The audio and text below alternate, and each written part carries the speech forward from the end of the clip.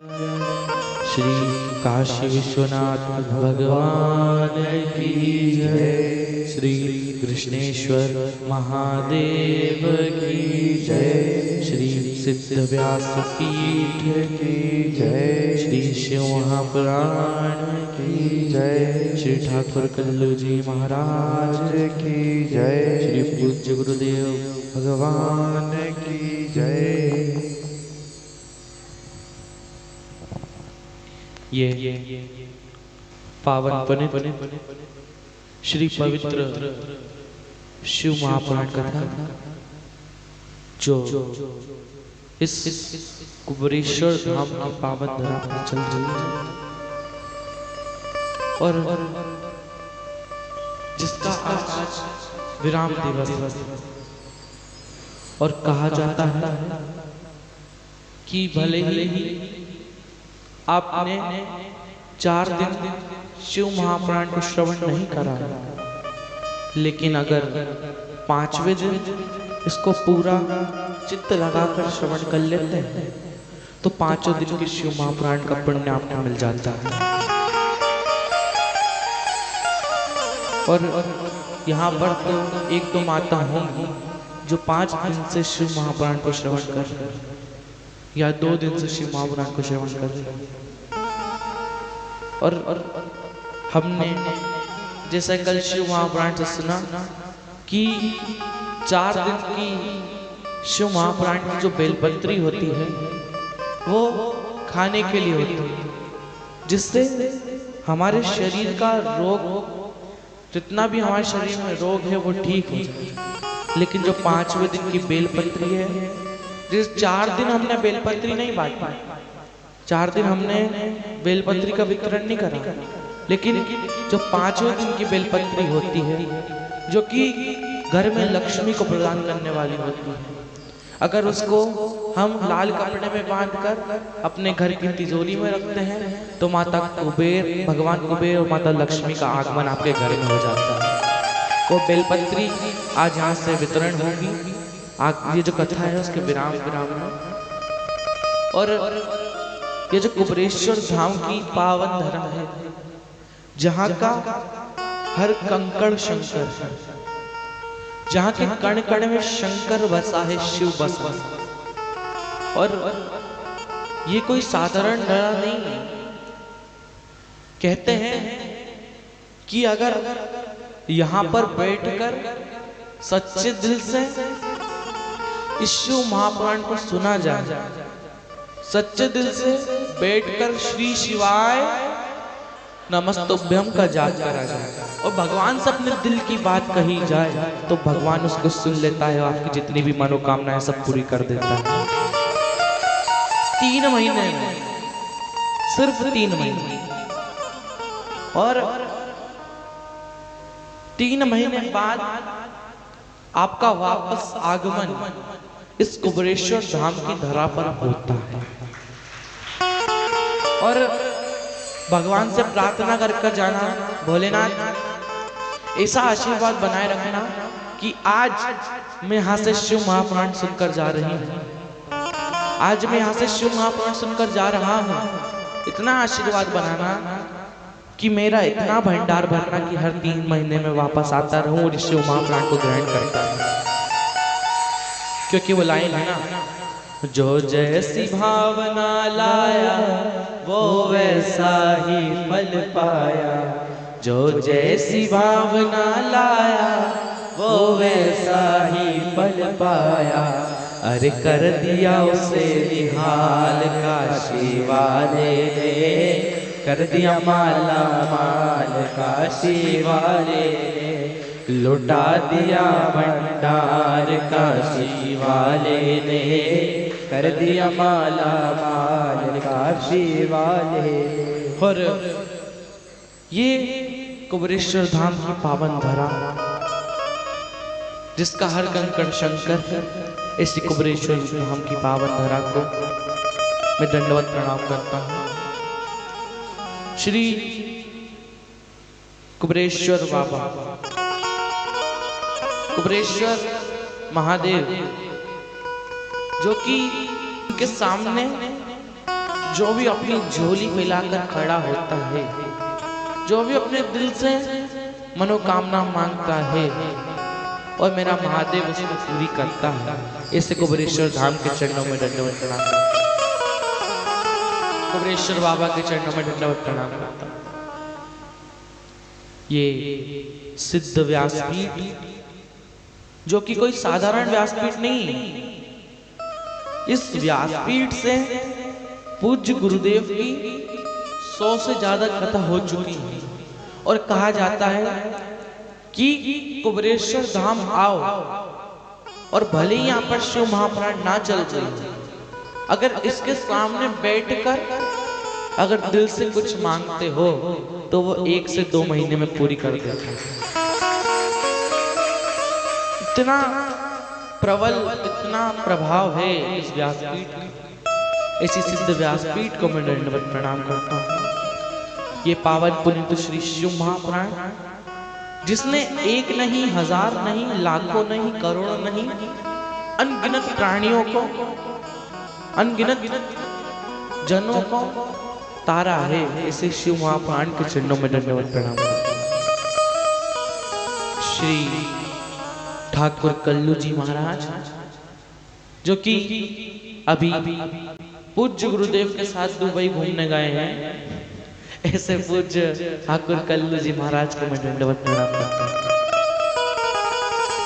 हमारे लेकिन वो ठाकुर कल्लू जी महाराज नहीं, लेकिन उनके ही रूप में आगे एक और छोटे ठाकुर कल्लू जी महाराज बैठे हैं, जो कि हमारी इस शिव महापुराण को श्रवण कर रहे हैं। उनके चरणों में दंडवत प्रणाम करता हूं। हमारे पूज्य गुरुदेव, जिन्होंने 1000 नहीं, लाखों नहीं, करोड़ों लोगों को, करोड़ों शिव भक्तों को शिव का मार्ग बताया है, ऐसे पूज्य गुरुदेव के चरणों में दंडवत प्रणाम करता हूं। और 83,99,999 योनियां काटने के बाद मिलती है मनुष्य की योनि। कितनी योनि? 83,99,999 योनियां काटने के बाद मिलती है हमें मनुष्य की योनि। और जीवन सबके पास है, जीवन एक स्वान के पास भी है, जीवन एक चींटी के पास भी है, जीवन एक मच्छर के पास भी है, जीवन एक चूहे के पास है। लेकिन भगवान ने जो हमें जीवन दिया है, भगवान ने जो हमें मनुष्य की देह दी है, ये थोड़ी अलग अलग। आपने कभी कुत्ते को हंसते हुए देखा है?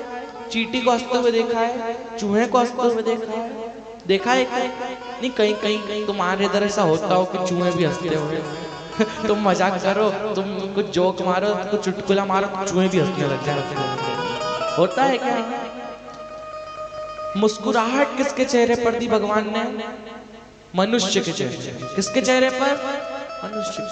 और तब भी तुम्हारा जो जीवन है, तुम्हारी जो मनुष्य की योनि है, उसमें तुम दिन भर रोते हो, दिन भर बिलबिलाते रहो।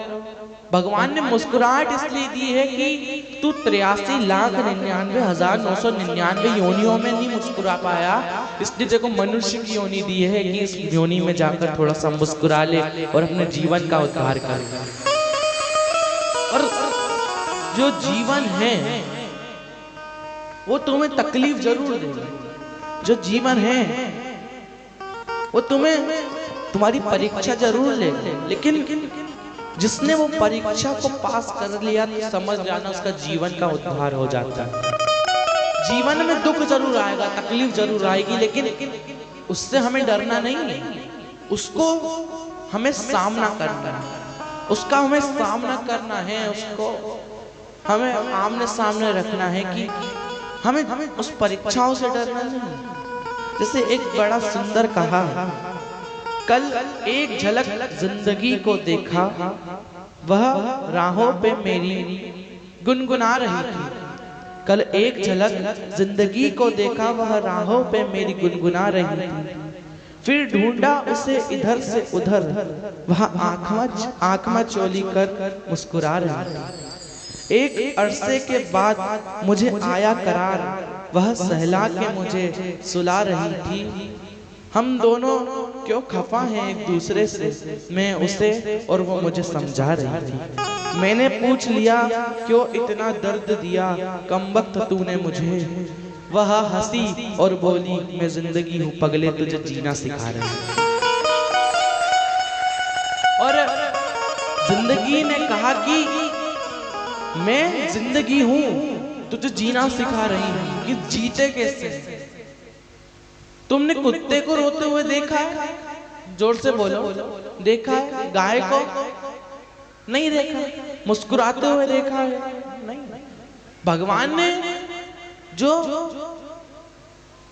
स्वभाव, जो इमोशन मनुष्य को दिए हैं वो किसी जानवर को नहीं दिए। और उस जो आपको जो स्वभाव आपका दिया है भगवान ने, जैसी आवाज दी है, तुम उसका सही उपयोग जिस दिन करना सीख जाओगे तो समझ लेना पूरी दुनिया तुम्हारे चरणों में आ जाएगी। फिर तुम्हें इस दुनिया के सामने हाथ फैलाने की जरूरत नहीं है। फिर तुम्हें इस दुनिया के सामने भीख मांगने की जरूरत नहीं। बस जो तुम्हारे अंदर भगवान ने तुम्हारी वाणी का जो कला दी है, जो तुम्हारी वाणी में मिठास दी है, जो भगवान ने तुम्हारे अंदर हुनर दिया है, एक बार उसको बाहर निकाल कर देखो, पूरी दुनिया तुम्हारे चरणों में आ जाएगी। फिर लेकिन आजकल समय ऐसा हो गया है कि किसी को किसी से प्यार से बात करनी नहीं। सब अगर मान लो गलती से एक चाय बनाने वाला, उससे गलती से चाय ढुल जाती है, और एक आदमी रहता है वो बड़ा अमीर रहता है और उसके ऊपर चाय ढुलती है। एक जो वेटर है, एक जो काम करने वाला है, उसके हाथ से गलती से उसके ऊपर चाय ढुल गई और उसको आया गुस्सा, उसने दिया धर के। मतलब उसको समझाना नहीं आता, उसको सीधा गुस्से से बात करना। और ध्यान देना, भगवान ने आपको आपकी वाणी में मिठास इसलिए दी है ताकि आप ये जो दुनिया वाले हैं, ये जो दुनिया के लोग हैं, इनके सामने आप अपना जो मिठास है उसको निकालो, ना कि कड़वाहट। जैसे वो जो चाय का गिलास था, क्या था? जोर से बोलो, चाय का गिलास। वो चाय का गिलास में चाय थी, वो चाय वो जो अमीर आदमी है उसके ऊपर डुली। जोर से बोलो, डुली की नहीं डुली? डुली। अब उसके अंदर चाय नहीं होती तो क्या डुलती? जोर से बोलो, डुलती क्या? नहीं। उसके अंदर चाय थी इसलिए वो झलकी और उसके कपड़ों पे जाकर गिर गई। लेकिन अगर उसके अंदर चाय नहीं होती तो वो क्या झलकती? क्या उसके कपड़ों पे गिरती? नहीं। ऐसे ही मनुष्य का जो हृदय है वो होता है।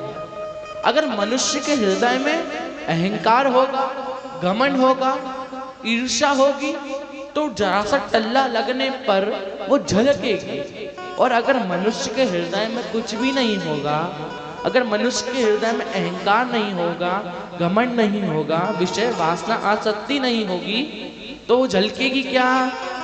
बस हमें भी वो अपना जो हृदय है, हमें भी अपना मन वो खाली गिलास की तरह बनाना है। किसकी तरह बनाना है? खाली गिलास कि भली उसमें कितना भी टल्ला लग जाए, भली कितना भी, लेकिन उसके अंदर से चाय झलकेगी क्या? वैसे ही हमारे हृदय को बनाना है कि भले कितना भी टल्ला लग जाए, लेकिन हमारे हृदय में कुछ है ही नहीं, हमारे हृदय में अहंकार ही नहीं, विषय ही नहीं, वासना नहीं, तो वो कैसे झलकेगा? वो किसी को दिखेगा कैसे? और आजकल का जो कलयुग है उसमें लोगों को क्रोध बढ़ा आता है। क्या आता है? जोर से बोलो, क्रोध।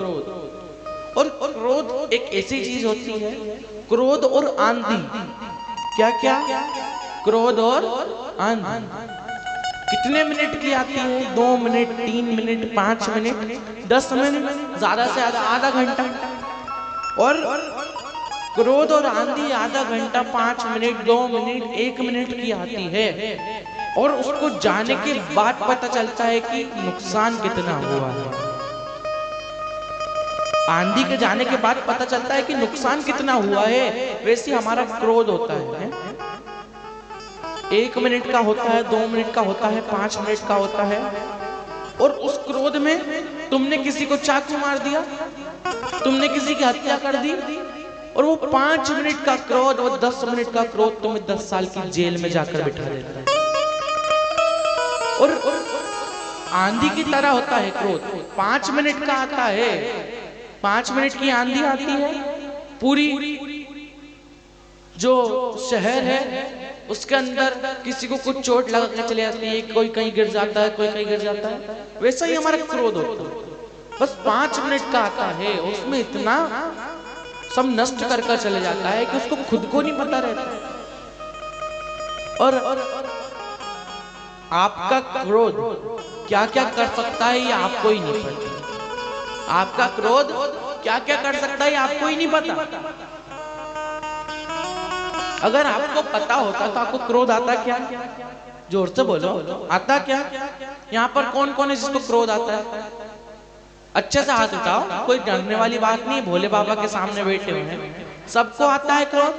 किस किस को नहीं आता? कोई ऐसा बताओ। तुमको नहीं आता? ऐसा हो ही नहीं सकता।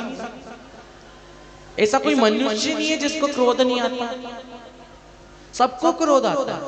किसी को पत्नी पे क्रोध आता है तो किसी को पति पे आता है, किसी को घर वालों पे आता है तो किसी को किसी पे आता है। और क्रोध सबको आता है। क्रोध सबके अंदर है, लेकिन जो इसको संभाल लेता है वही असली मनुष्य कहलाता है। जिसने इसको नियंत्रण में रखा है, जिसको उसने काबू में रखा है।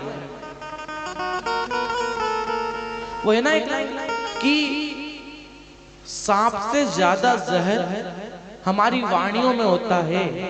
सांप से ज्यादा जहर हमारी वाणियों में होता है। और उसको काबू में कैसे रखना है, उसको नियंत्रण में कैसे रखना है, ये हुनर हम सिर्फ इंसानों में होता है, सिर्फ हम में होता है।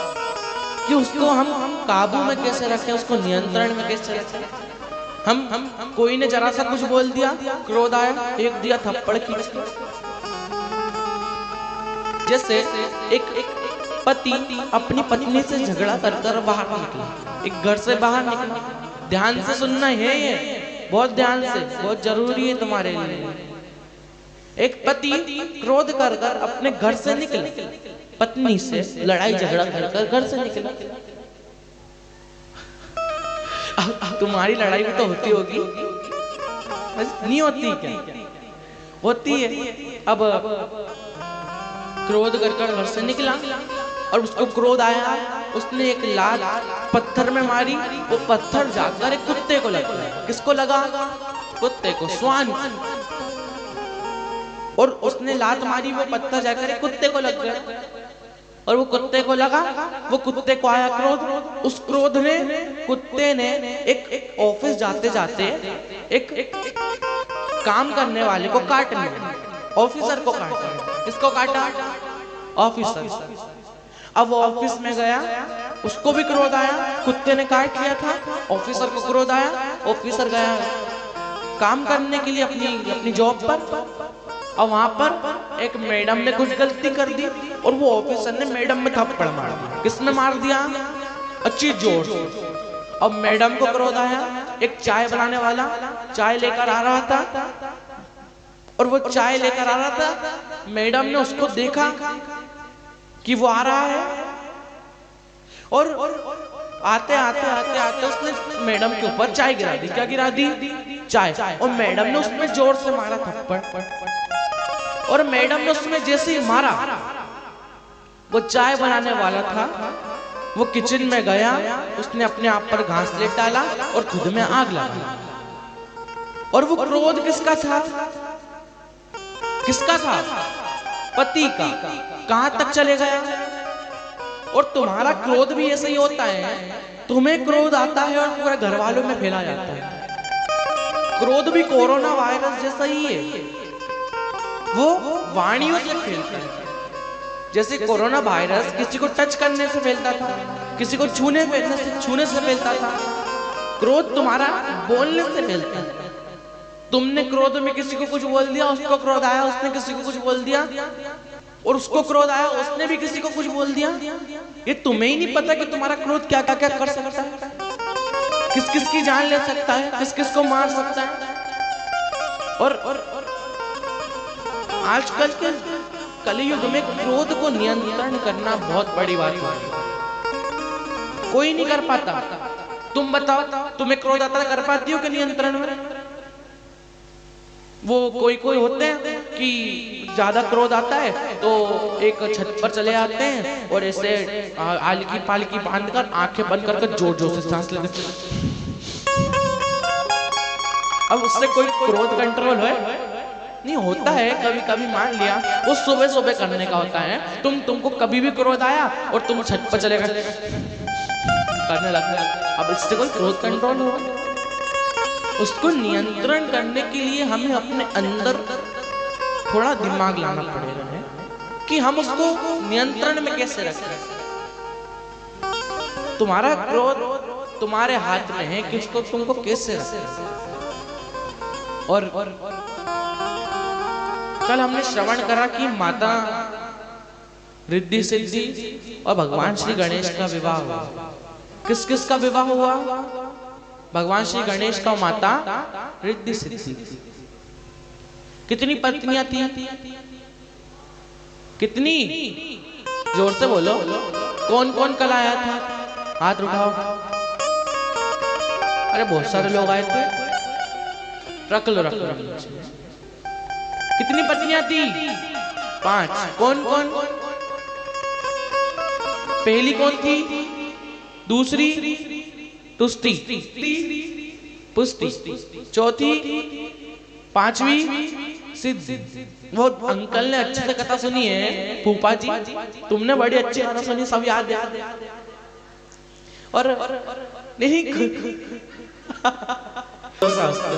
और वो भैया मेरे फूफा जी ने इतने अच्छे से नहीं, कुछ लोगों को याद रह जाती है, कुछ लोगों को नहीं होती है।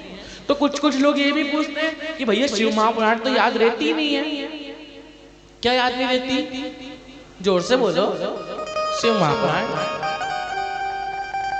अब शिव महापुराण तो याद रहती नहीं है तो उसको सुनने से क्या मतलब? अरे भैया तुमने 2 महीने पहले, हमने पहले भी कहा है, ये वाला जो एग्जाम्पल है ये हम पहले भी देख चुके हैं, लेकिन कुछ लोगों को तब भी समझ नहीं आती है। तुमने 1 महीने पहले क्या खाया था? किसी को याद है? जोर से बोलो। याद है?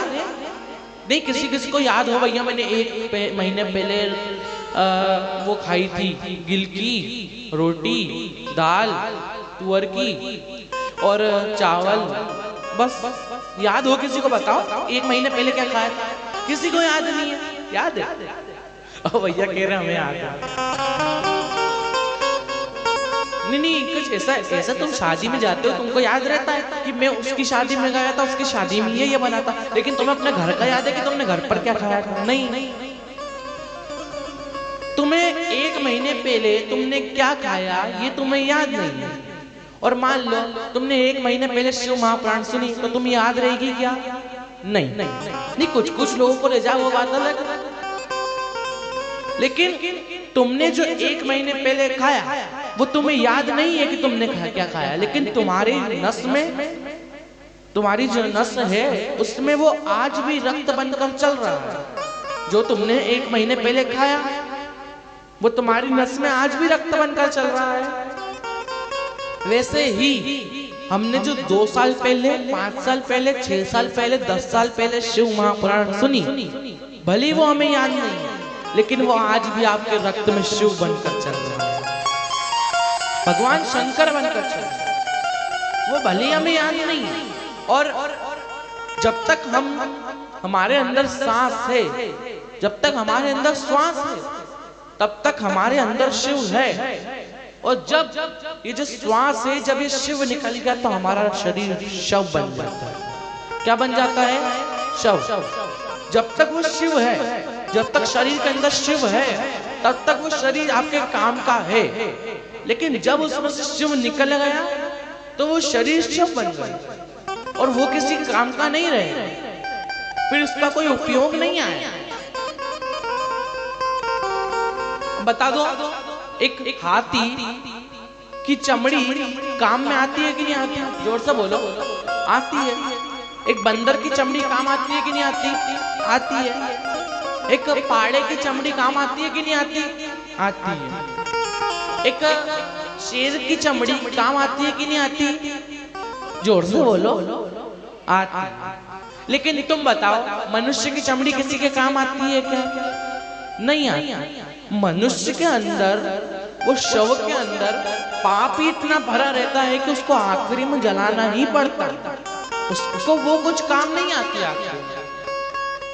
एक कुत्ते की भी चमड़ी आखिरी में काम आ जाती है, लेकिन मनुष्य की चमड़ी को जलाना ही पड़ता है, इतना पाप भरा रहता है।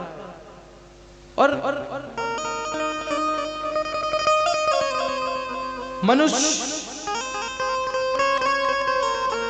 जो जीवन मिला है, भगवान ने आपको 24 घंटे दिए हैं। कितने घंटे दिए हैं?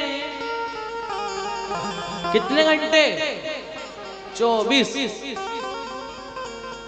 उस 24 घंटे भगवान ने सबको दिए हैं। नहीं, तुम बता दो, किसी को कम ज्यादा दिए हो तो? किसी को 12 घंटे दिए हो, किसी को 13 घंटे। कितने घंटे दिए भगवान ने आपको? 24। वो 24 घंटे हर एक मनुष्य को दिए हैं। उस 24 घंटे में तुम्हें पुण्य करना है कि पाप करना है, ये किसके हाथ में है? आपके हाथ। वो 24 घंटे भगवान ने सबको दिए। उस 24 घंटे का कोई अच्छा उपयोग ले रहा है और उसी 24 घंटे का कोई गलत उपयोग ले रहा है, वो आपके ऊपर। अगर आपने वो 24 घंटे में कुछ गलत कर्म कर दिया तो उसका भोग भी आपको ही भोगना है, और उस 24 घंटे में आपने अच्छा कर्म कर दिया तो उसका भोग भी आपको ही भोगना है। लेकिन 24 घंटे भगवान ने सबको दिए हैं, बस उसका उपयोग करना है। और जिसने वो 24 घंटे को सही उपयोग में ले लिया, जिसने वो 24 घंटे को सही उपयोग में दे दिया, तो समझ जाना आपके जीवन का उद्धार हो जाता है, फिर नहीं रुकता। और वह ना, मत बुरे कर्म कर बंदे वरना पछताएगा। मत बुरे कर्म कर बंदे वरना पछताएगा। भगवान की आंखों से तू बच नहीं पाएगा, तू बच नहीं पाएगा। अरे ओ अज्ञानी मत कर नादानी, अरे ओ अज्ञानी मत कर नादानी। तेरे कर्म का फल भी आएगा। अरे ओ अज्ञानी मत कर नादानी, अरे ओ अज्ञानी मत कर नादानी।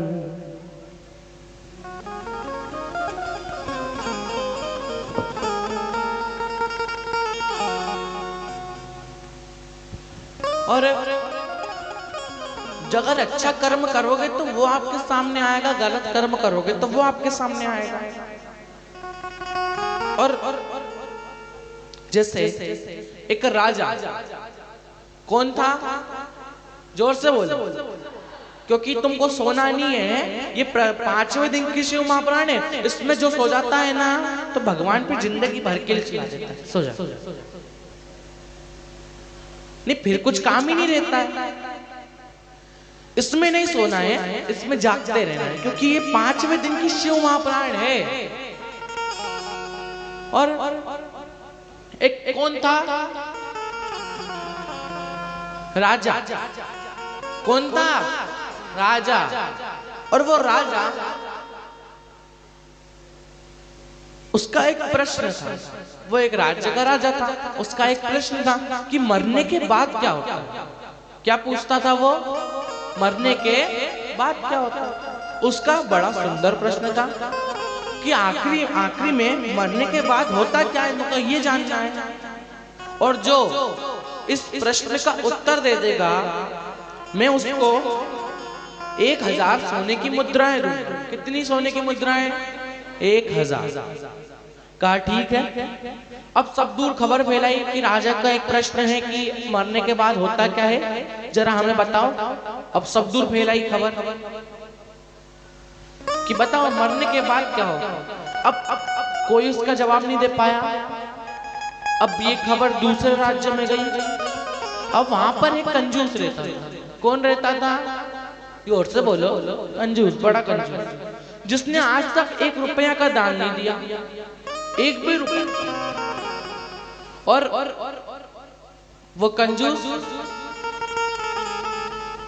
को पता चला कि राजा ने एक प्रश्न पूछा है कि मरने के बाद क्या होता है। देखता हूं जरा मैं जाकर क्या है ये प्रश्न का, क्या इसका लफड़ा क्या है जरा। अब गया कंजूस राजा के महल में पहुंचा। राजा जी, आपको ये पूछना है ना कि मरने के बाद क्या होता है, आपका ये प्रश्न है ना? हाँ, मेरा ये प्रश्न है, बताओ उसका उत्तर। मैं एक काम करते हैं कि आप एक काम करो, मेरे को एक जमीन में दफना दो। कहां पर दफना दो? जमीन में। और वो जमीन में दफना दो जिंदा जिंदा, उसमें एक छेद कर देना जहां से मेरी सांस आती जाती रहे। और 1 महीने बाद मुझे उसमें से निकाल लेना। कितने महीने बाद? 1 महीने बाद। और खाना पीना देते रहना टाइम टू टाइम। कहा ठीक है। अब उसने सोचा कि राजा को बता दूंगा जो ऐसा भी होगा, 1000 सोने की मुद्राएं तो मिलेगी कम से कम। अब झूठ झूठ बोल दूंगा जो भी होगा। अब उसकी शव यात्रा निकाली। क्या निकाली? शव यात्रा। अब शव यात्रा निकाली रहता है, उतनी देर में वो कंजूस के पास एक भिखारी आया। उसने उसका चरण पकड़ लिया अच्छी जोर से। क्या पकड़ लिए? जोर से बोलो। चरण। और जोर जोर से चिल्ला रहा कि मुझे तो कुछ दान दो, आप तुम मरने वाले हो, अब तुम उसमें जा रहे हैं तो उससे पहले मुझे दान दे दो।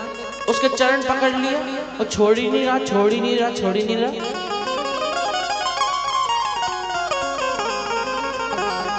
और वो चरण पकड़ लिए, छोड़ नहीं रहा था। इतनी देर में वो जो कंजूस था उसको गुस्सा आई और ऊपर पेड़ था, वो पेड़ में से पत्तियां तोड़ी उसके कटोरे में डाल दी। क्या डाल दी? जोर से बोलो। पत्तियां, याद रखना है पत्तियों को है। और वो पत्तियां जो थी उसने कंजूस ने तोड़ी और उसके कटोरे में डाल दी। और कंजूस तो कंजूस होता है। और उसने भगवान वो था कंजूस था, उसने वो जो पत्तियां थी उसके कटोरे में डाल दी। अब कंजूस कंजूस होता है, उसकी कोई हद नहीं होती कंजूसता की है। जैसे 2 कंजूस थे, अब दोनों ने कहा भगवान से, भोलेनाथ एक काम करो,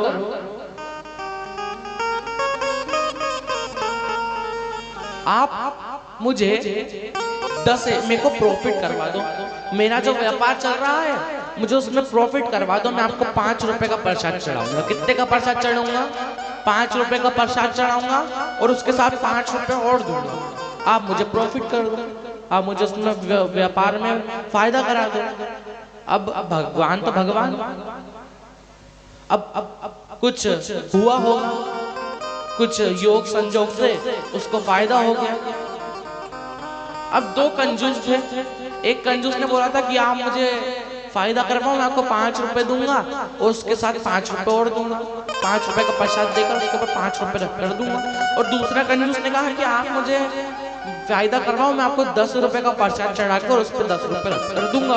अब योग संजोग से दोनों को फायदा हो गया और फायदा हुआ। अब दोनों मंदिर में पहुंचे। पहला कंजूस जो कि भगवान से कह रहा था कि बोले भगवान, मैं मुझे कुछ ना कुछ मतलब कुछ योग संजोग से मुझे फायदा तो हो गया है। एक काम करता हूँ, ये लाइन खींच दी।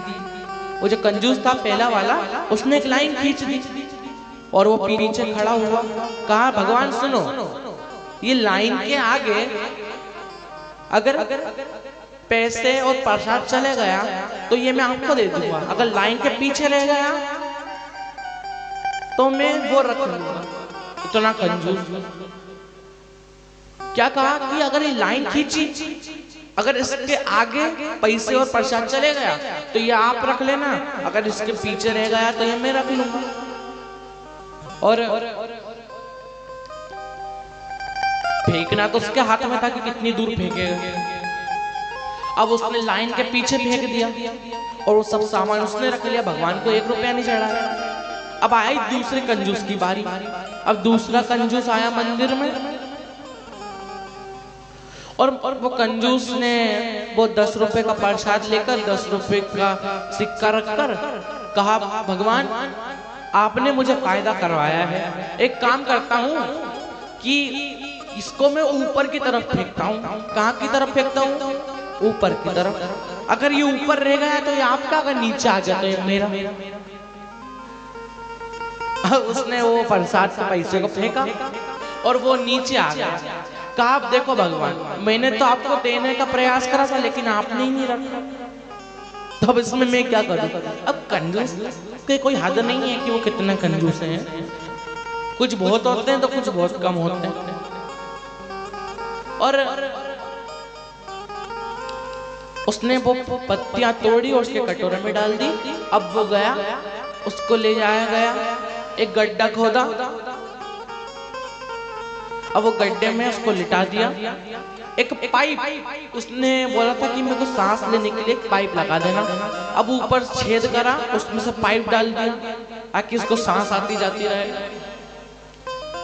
और अब वो सो रहा था, लेटा हुआ था। उसने देखा, उसको भोजन वगैरह खिलाया, उसको उसमें लिटाया और समय निकलता गया, निकलता गया, निकलता गया। अब आया समय रात्रि का। काय का समय आया? काय का? रात्रि का। अब वो रात्रि सांप, क्या था? सांप। वो जो पाइप था उसमें से अंदर आने आया, वो अंदर आने का प्रयास कर रहा था, लेकिन वो जो कंजूस लेटा था उसको लगा कि अब तो ये मेरा आखिरी समय है, अगर ये सांप अंदर प्रवेश कर गया तो मैं तो मर जाऊंगा, फिर मैं राजा को उसके प्रश्न का उत्तर कैसे दूंगा? उसने देखा अब तो मैं मरने वाला हूं और सांप अंदर आ रहा था, लेकिन उसने देखा कि कुछ पत्तियां जो हैं वो सांप को अंदर नहीं आने दे रही थी। कुछ पत्तियां उसके बीच में अड़ गई आगे, उस सांप को अंदर नहीं आने दे रही। उसने देखा 1 दिन हो गया, 2 दिन हो गया, 3 दिन हो गया, 5 दिन हो गया, वो जो पत्तियां थी वो सांप को अंदर नहीं आने दे रही। और आते समय आते गया, आते गया, आता गया। अब समय निकलता गया, निकलता गया, निकलता गया। अब आया, अब 1 महीना हो गया। उसको खड्डे में से बाहर निकाला, राजा के सामने ले जाया गया। राजा ने पूछा क्यों? पता चल गया कि मरने के बाद क्या होता है? और उसने कहा हाँ, मुझे पता चल गया है कि मरने के बाद क्या होता है। अब राजा ने पूछा बताओ क्या होता है? उसने इतना सुंदर जवाब दिया कि महाराज, मरने के बाद इतना ही होता है, जो तुमने अपने जीवन में पुण्य करा, जो तुमने अपने जीवन में दान करा, जो तुमने अपने जीवन में सत्कर्म करा, वो तुम्हारे आड़े आ जाता है, और जो काल है उसको भी टाल देता है। तो जो तुमने पुण्य करा है, जो तुमने आराधना करी है, भगवान को दान करा है, वो तुम्हारे आड़े में आ जाता है और यमराज को हमें हाथ लगाने से रोक देता है। और वो जो कंजूस था, उसकी जो मानसिकता थी कि अब दान ना करना, ऐसा ना करना, वैसा ना करना, उसकी पूरी मानसिकता उसकी बदल गई और वो पूरे राज्य का सबसे बड़ा दानी बन गया। और भोलेनाथ से कहते रहना कि भोलेनाथ, जीवन है तेरे हवाले ओ डमरू वाले, जीवन है तेरे हवाले। आज शिव महापुराण का विराम दिवस है, इसलिए जो बैठा है, बैठना नहीं है, खड़े हो जाओ और झूमते हुए भगवान का नाम जाप करते करते इस भजन का आनंद उठाएं। तेरे हवाले ओ डमरू वाले, ओ मेरे डमरू वाले, ओ मेरे भोले वाले, ओ मेरे डमरू वाले, ओ मेरे डमरू वाले, ओ मेरे डमरू वाले, ओ गौरा के घर वाले, ओ मेरे डमरू वाले, गौरा के घर वाले। जीवन है तेरे हवाले ओ डमरू जय हो, वाले, जीवन है